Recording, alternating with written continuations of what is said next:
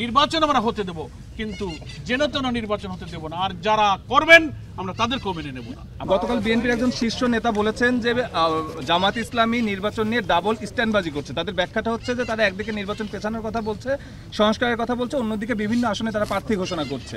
আসলে একটু বলবেন আপনারা হয়তো লক্ষ্য করেছেন, এর জবাব আমাদের কেন্দ্রীয় নায়েবে আমির ডক্টর আব্দুল্লাহ মোহাম্মদ তাহের কালকে কিন্তু একটা সেমিনার শেষে অলরেডি দিয়েছেন। এটা যেহেতু পলিটিক্যাল কোনো ডিসকাশন নয়, আমরা একটা প্রস্তুতি মিটিংয়ে এসেছি। আমাদের আমিরের জামাতের বক্তব্য অনেক সময় মিসকোট করা হয়, ইন্টারপ্রিট করা হয়। এটার ব্যাখ্যা আমাদের কালকে ডাক্তার তাহের সাহেব দিয়েছেন। আমরা নির্বাচন পেছানো না করা এ ব্যাপারে কোনো বক্তব্য কখনো রাখি নাই। বক্তব্যটা বুঝতে হবে। আমরা বলেছি, আমাদের আমির সাহেব বলেছেন নির্বাচন আমরা চাই, কিন্তু সেই নির্বাচন যেন তেন নির্বাচন না হয়। তো যেন তেনর অর্থই হলো কোনো দিকে প্রশাসন ঝুঁকে পড়বে, নিরপেক্ষ হবে না, আবার ইলেকশন ইঞ্জিনিয়ারিং হবে, আবার প্রশাসন জবরদস্তি করবে, কেন্দ্র দখল হবে।